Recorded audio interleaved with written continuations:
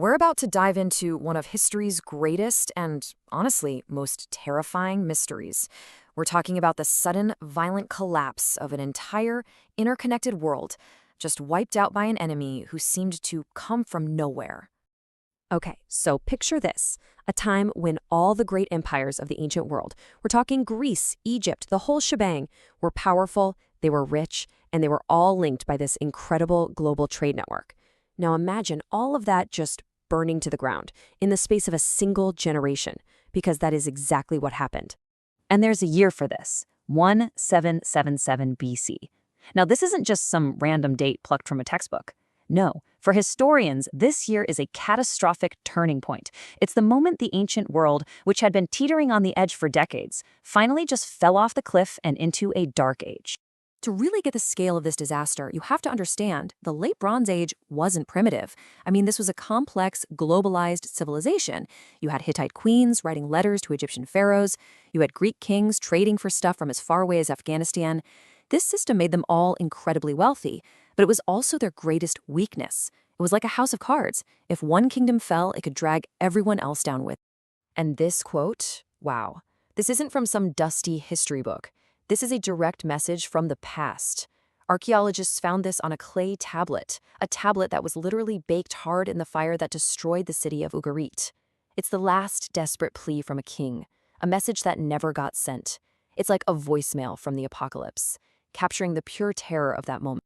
And the collapse was just stunningly fast. We're talking about a few decades. Entire civilizations that had stood for centuries were just gone. The Hittites? Wiped out. The great port of Ugarit, reduced to ash. The palaces in Mycenaean Greece, all destroyed. One by one, the lights just went out across the entire Mediterranean. So you have to ask, who was responsible for all this? Well, the only answer from the ancient world was this mysterious group of invaders they called the Sea Peoples. But here's the big question. Were they just bloodthirsty conquerors, or were they something else entirely? You know, for the longest time, all we really had to go on were the accounts from the Egyptians, who were pretty much the last empire left standing.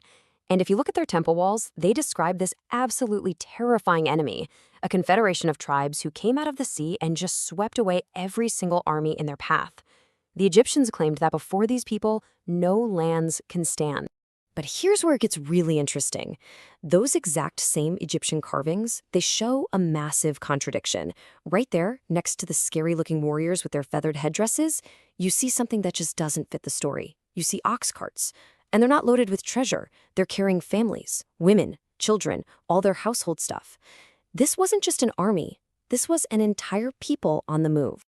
And that just raises this huge question, right? What on earth could be so catastrophic that it would force an entire society to abandon their homeland, pack their kids into ox carts, put them on ships, and then sail off to attack the most powerful empires in the world? A simple lust for gold just doesn't explain that kind of desperation. Well, in recent years, scientists have uncovered a new culprit, a force way more powerful than any army could ever be, a global climate catastrophe. And we've got evidence for this from all over, from Irish tree rings to ancient ice cores. And they all point to this chain of events. So, step one, a massive volcano, maybe Hekla 3 over in Iceland, blows its top. It spews so much ash into the atmosphere that it literally dims the sun. For years, the sky was this weird pale white color, which leads to step 3, catastrophic crop failures all over the world. A global famine. And this isn't just climate data. We have the human side of the story to back it up. This desperate plea from a Hittite queen for emergency grain shipments. It just shows you the reality on the ground. Those complex trade networks that used to carry luxury goods, now they were being used to beg for food. The famine was absolutely real, and it was starving these great empires to death. So this completely reframes the whole story. The Sea Peoples, maybe they weren't monsters after all. Maybe they were the first victims of the apocalypse, climate refugees. They weren't sailing to conquer the world, they were sailing to survive, fleeing a world where the land couldn't even feed their own children anymore. But the story doesn't end there. The aftermath of this collapse and what happened to the survivors has left an echo, one that we can actually still hear today. So these desperate refugees finally reach Egypt, pretty much the last breadbasket in the Mediterranean.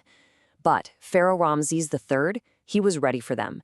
He famously lured their entire fleet into the narrow channels of the Nile Delta and sprang a trap. He annihilated the invaders with a wall of arrows. So, Egypt survived. But that globalized world it depended on, that was gone. Forever. The Sea Peoples were defeated, but they didn't all die. Ramses actually settled many of the survivors and prisoners along the coast of Canaan, which is, modern-day Israel and Palestine. And the Egyptian records, of course, give us the names of these tribes, including one group you really need to remember, the Peliset. And this is where history gets absolutely incredible. So the Egyptians called this one tribe the Peliset. After they settle in Canaan, they become known to their neighbors, the Israelites, as the Philistines. Yes, those Philistines, from the story of David and Goliath. And over thousands of years, the name for the people, Philistia, became the name for the land itself. And that name eventually gave us the modern name for the region, Palestine. So, we're left with this question, aren't we? When a complex world completely shatters and desperate people are forced to move just to survive, how does history remember them?